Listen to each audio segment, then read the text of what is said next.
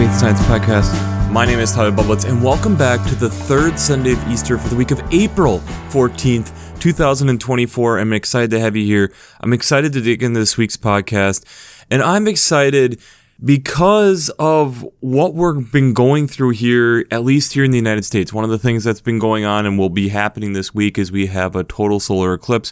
We'll be talking a little bit more about that. I know I've brought it up the last couple of weeks, but I found one final thing that just ties in so beautifully, I feel, this week with the gospel text. And I just believe when we were having an experience like this, yes, the globe gets a total solar eclipse every 18 months, but it's so rare that it actually goes over big swaths of people, and especially being located in the United States, the area that I'm in, I'm not going to see totality, but being able to have where it's going through some major metropolitan cities here in the United States or right around there, I think that is something worth talking about, worth discussing. And it's interesting if you get some of the time looking at what people in past ones and even this present one that will be coming up and this week. I think there's a lot of people who talk about it being a really humbling and almost spiritual experience.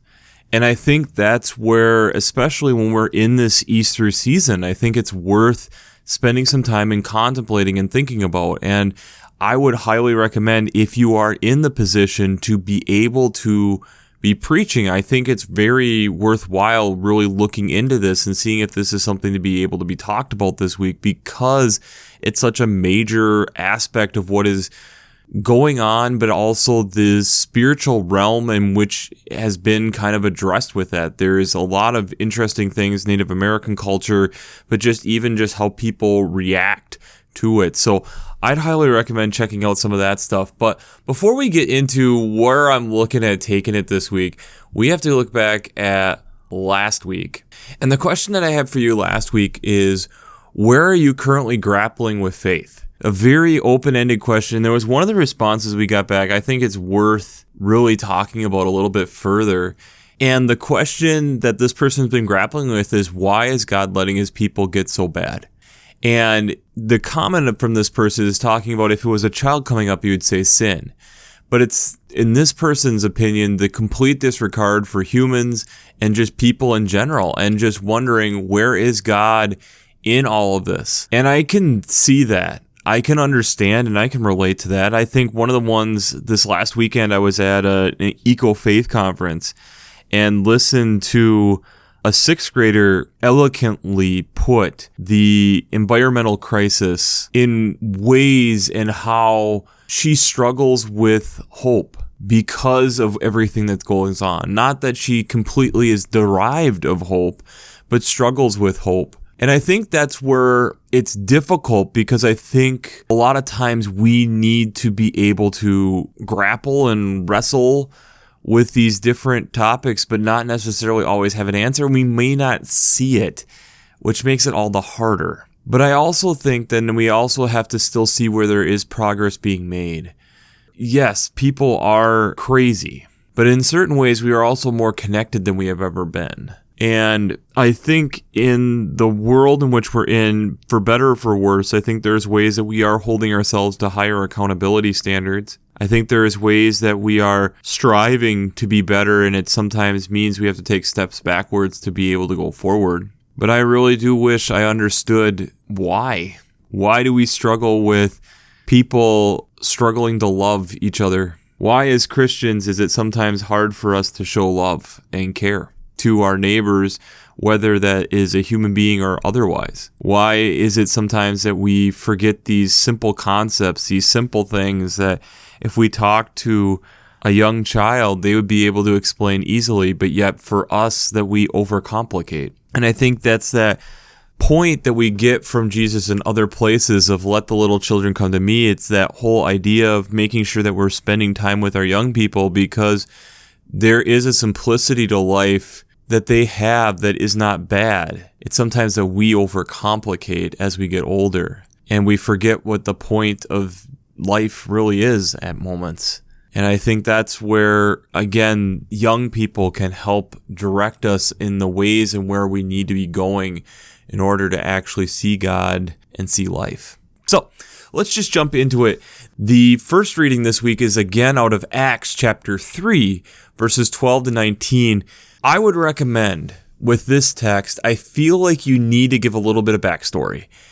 So what has happened? Again, you have had Jesus return, you have had the ascension, and Peter has been spending some time with some friends, is going to the temple with some buddies, and realizes that there is a person who is crippled there, who has been known to be crippled there, and Peter heals this person. And this is then where we pick this up, where people are wondering, and what are you doing? And this is then Peter going through and recognizing the God of Abraham, the God of Isaac, the God of Jacob, our ancestors. This is what was told for us, that we would have this person come and be able to do these great deeds. And yet our sinful self put him to the tree. We decided to kill him, and we are all witnesses to that. But it's through our faith that we recognize that we have made these wrongs, and we confess these wrongs. And in doing that, that is then how we repent, and we are wiped clean in that way because of that. But it's acknowledging what we have done, but then also looking and knowing that forgiveness is coming as well. The psalm that goes with this week is Psalm 4, all 8 verses of it. This starts as a lament. This starts in distress and recognizing the shame, recognizing the ways that we fall short, but then it starts to turn around in this recognition of what God has done for us. This idea of then how God continues to show God's face for us and is continuing to give us this peace through the confession and forgiveness type of idea. This idea of how God continues to, through our sacrificing and putting our trust in God, that God is able to wipe the slate clean and see, I see your heart, I know your heart, trust in me, and we can continue to walk through this even though you trip and fall multiple times. The second reading, or the epistle text this week, is out of 1 John chapter 3, verses 1 to 7. And this then is recognizing yet again that we are children of God, I think is a huge part of this text, and recognizing that as children there is times that we fall short, but yet the God that we serve provides hope through the purity of forgiveness. And recognizing that our sin causes us to be lawless and causes us to go astray. But yet it's through us recognizing that we are children of God, that we are made righteous, and acknowledging that, and that sin then has no more grip over us because we are children of the Most High. The gospel text this week is out of Luke chapter 24, starting at verse 36b to 48. So this is again a story here very similar to like what we had last week. We just don't have Thomas, but a little bit different. Jesus is amongst his disciples, and they're thinking they're seeing a ghost, and Jesus responds with, "Why are you frightened? Why are there doubts arising in your heart?" And he shows the holes, but yet they're still worried because Jesus appears different. This is an acknowledgement of how, yes, he's familiar, but also the aspect of we've watched you die, and yet here you are standing in front of us. That appearance is scary. So what does Jesus do? He asks the question, have you anything to eat? They give him boiled fish. He eats in their presence. And this is when they are able to recognize who Jesus is. And in Jesus reiterating, you have seen what has been spoken through the prophets, through the laws, through the Psalms. It's all being fulfilled. And that, yes, all these things I told you that I must suffer and rise on the third day, and that repentance and forgiveness of sins will be proclaimed in the name of me through the beginning of Jerusalem, and that they then are witnesses to these things. This acknowledgement of bringing everything back around, that what Jesus did, what is going on, I am not a ghost. I am not something that your imagination is coming up with. I am back. I am here. Let me prove that I am still fully human and fully divine, because now you've seen the divine and you are scared of the divine, but yet also recognize that I am back here in my human form to be able to recognize and show you there are things that I am fulfilling for you to be able to bring you to that next place and help you establish this relationship with God in a much different way than you ever have before. So, before we jump into how faith and science come together this week, we have to do shameless plugs. Working Preacher. If you haven't checked out Working Preacher, I'd highly recommend it. Between their Sermon Brainwaves podcasts, their commentaries, their discussions. Since I'm not an ordained minister, I use them on a weekly basis to help give me some ideas, direction, different ways to be looking at these texts. So, if you haven't checked out workingpreacher.org, I'd highly recommend that. I'd also highly recommend checking out the Revised Common Lectionary coming from Vanderbilt's Divinity Library. I really enjoy how they lay out the text week to week. They have hymns, art, colors, prayers, daily devotions. It's an amazing resource. If you haven't checked it out, I'd highly recommend it. I really like how they lay out the text week to week. I find it really useful and really helpful, and it's a great resource to be able to check out. So if you haven't checked out the Revised Common Lectionary coming from Vanderbilt's Divinity Library, I'd highly recommend it. I'd also highly recommend checking out the Green Blade Preaching Roundtable and the Green Blade's Rising publications. This is either a weekly reflection or a monthly newsletter that has links to some of these different reflections covering ecological echoes, implications, and urgencies. In fact, the conference that I talked about, the Ecological Faith and Science Conference that I was talking about, part of what it was hosted by was coming out of the Green Blades Rising from the Eco Faith group there. So I'd highly recommend checking it out. There's great resources there, a lot of great different ideas. I've written for these people. It's an amazing group. I really enjoyed spending some time with them this last week. If you haven't checked this stuff out, that'll be some of the first links down in the show notes. Finally, if you are a high school student and are listening to this, I'd highly recommend checking out the Gus Davis Academies for Faith, Science, and Ethics, as they, on June 15th through the 21st at Gustavus Adolphus College, are having their discussion on how and why we sleep, revelations, and rest. This group, their Faith, Science, and Ethics group, is amazing. I was able to be part of it last year. I'm working on trying to potentially see if I can be part of it again this year. It's a great resource, amazing group of people, and they get to go deep because you have multiple days and talking about how does faith, science, and ethics all work together. If you are listening to this or know people who would enjoy this type of thing, I'd highly recommend checking this out. And in fact, I have a promo code through the end of this month that is EXTRZA24, and that'll get you $50 off the registration fee. So I'd highly recommend checking that out. I have that down in the show notes as well, along with the promo code. One of the things on why I really do enjoy talking about these texts on a week-to-week basis is being trained as a scientist and then having faith background. You look at different texts differently. My brain, especially having done this now for 6 years, thinks about and looks at texts differently than most people that I run across. And one of the things that I see in this text in Luke is Jesus is doing the scientific method. First, Jesus appears and it surprises the scientists. It surprises the disciples. They are questioning and they're wanting to be able to know that this isn't some fluke, that this is some outlier within their data, that this is something that they're actually seeing. It's not fluky. And that's where Jesus asking to eat the boiled fish is so impressive. Because what is that doing? It's trying to normalize the situation. It's trying to show that I am not a ghost. I am a person. I still need sustenance of this earth.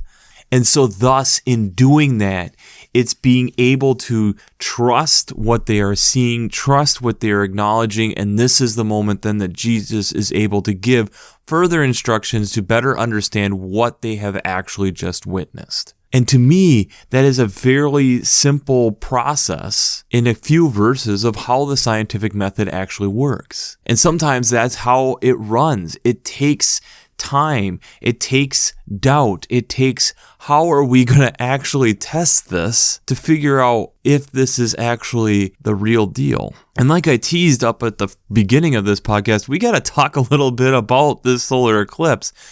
But I think in order to do that, we have to talk about one of the greatest solar eclipses that have ever happened for us in our understanding of how current science works. And it's a person that we haven't talked about all that much on the podcast over the last 6 years. We've talked about the sun, but not enough. That's Albert Einstein.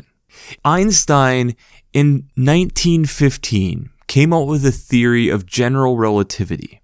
And being able to just have a general understanding of how the theory of relativity works, we have to first understand how people were understanding gravity prior to the theory of general relativity. So we go back to Sir Isaac Newton. And basically what Newton was saying is that it's a law of attraction.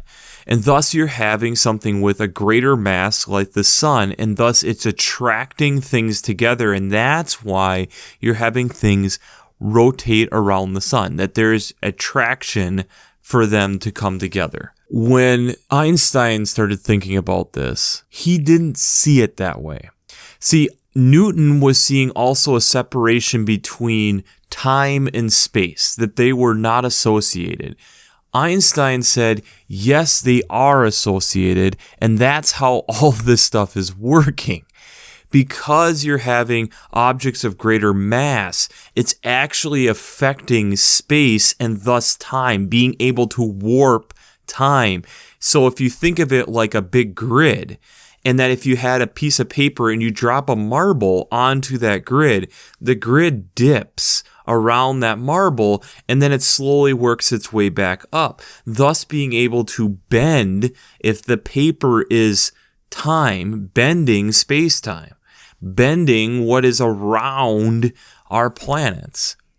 And so what Einstein theorized is that in that concept, if we had a solar eclipse, the stars would appear to have moved because the light from the stars is going to be affected by the mass of the sun, because the sun is there in the way as they are looking, and so it's bending around the sun because of this warp within space-time.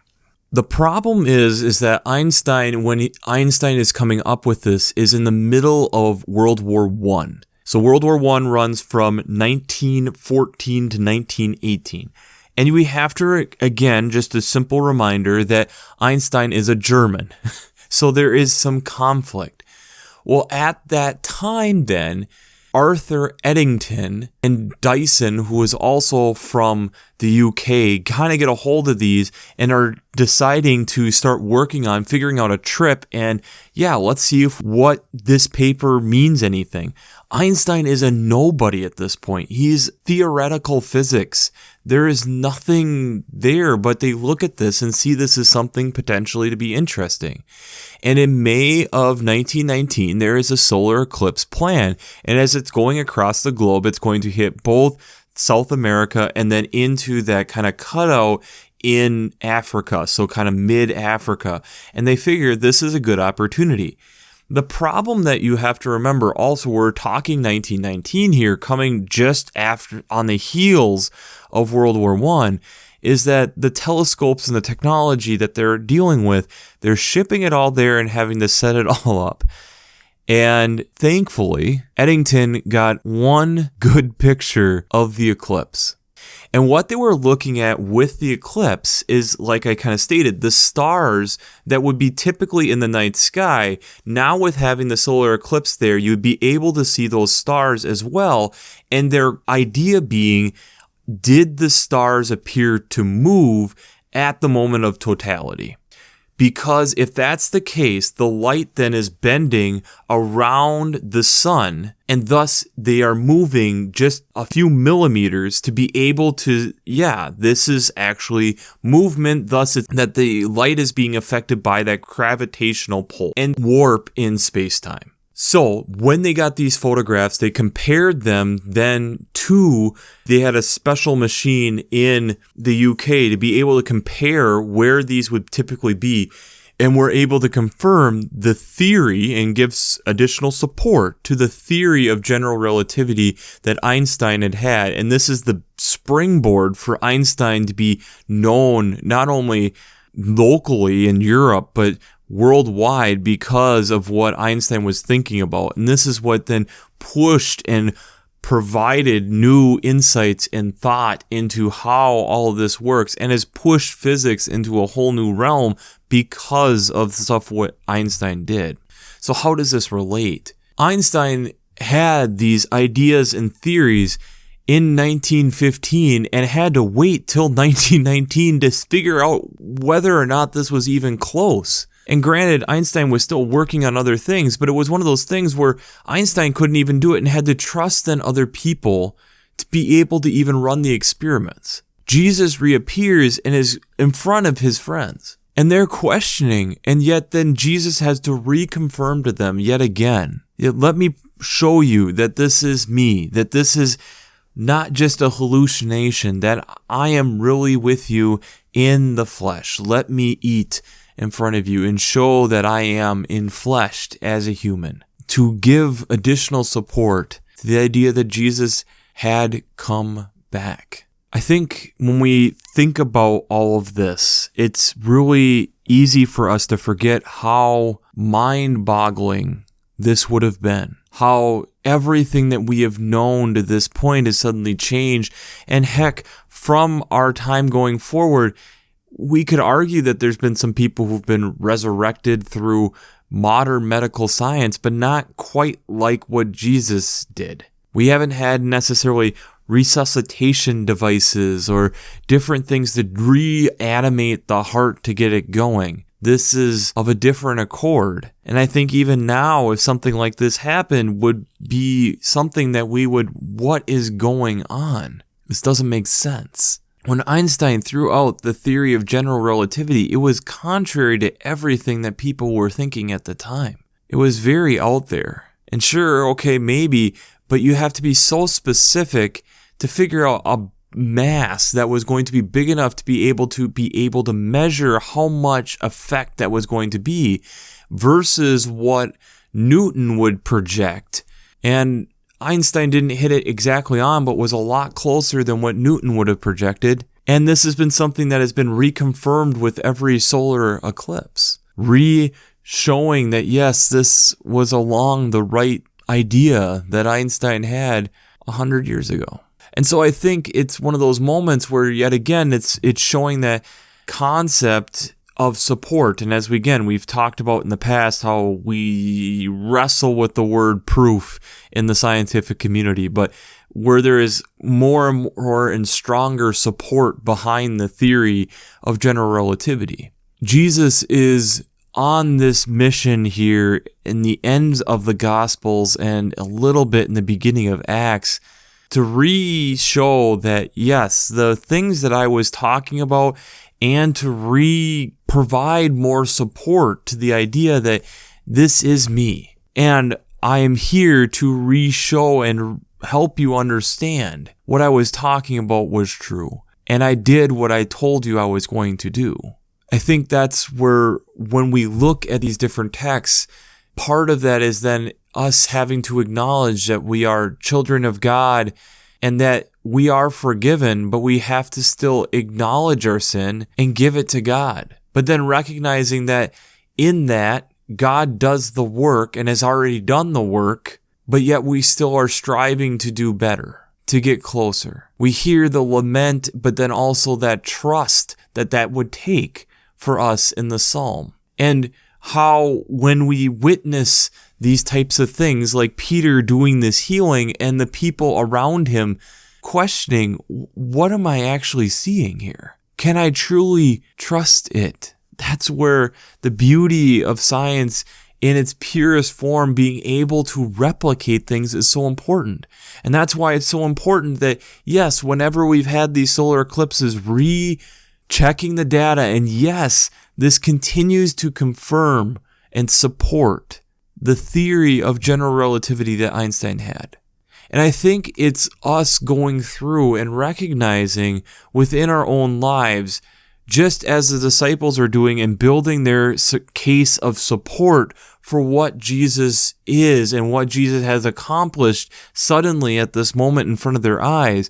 Us, where do we continue to see God and continue to build that own support and trust? And I think that's the question for this week. Where are you continuing to find support and trust in God? In this Easter season, as we are walking through this and recognizing and seeing how God continued to manifest through Jesus in various different ways to various different people and continuing to challenge us to continue to move forward and take on this mantle that Jesus had as we move forward into the future. Are we going to accept those challenges? Are we going to be willing to contemplate and think about that and move forward in the appropriate manners that are needed? And these are not easy things. Getting back to kind of the questions that we had at the beginning, I think that's where treating our neighbors, whether human or non-human, kindly is a very difficult task, because there's times where we don't necessarily even fully understand the effects of what we're doing. And yes, there is an aspect of asking for forgiveness, but there's also then the aspect of when do we change our ways to better help our neighbor because we know that we're making mistakes. These are all hard questions.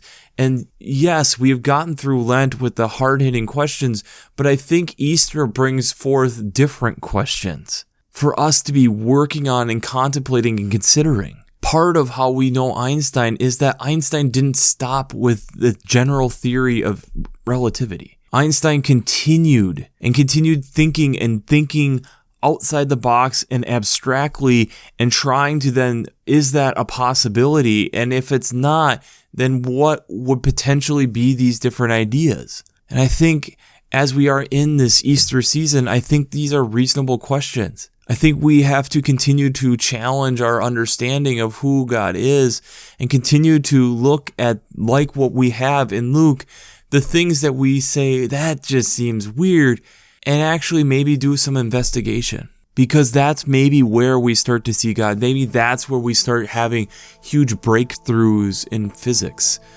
Maybe that's when we start really being able to grapple with how big and vast the universe is, and time isn't necessarily a constant everywhere. That there's places where it warps. There are places where it bends. And there's places where God does things that we don't understand. And that doesn't mean we shouldn't explore it. It means that we need to think a little harder than we typically would. And I think that's the exciting part of Easter in and of itself. It seems improbable, it seems hard to wrap our heads around, and it is. But yet, just like a difficult science question, and things that we see of God's out in nature all the time, we then just need to sit and ponder with them a little bit longer, and continue to understand what God is doing. And maybe, just maybe, we start to form some hypothesis on some answers. And I would argue, in a lot of those situations, it's also a moment where we break through in our faith with God. So, we'll wrap this up as we always do. I pray God blesses you through your faith and amazes you through science.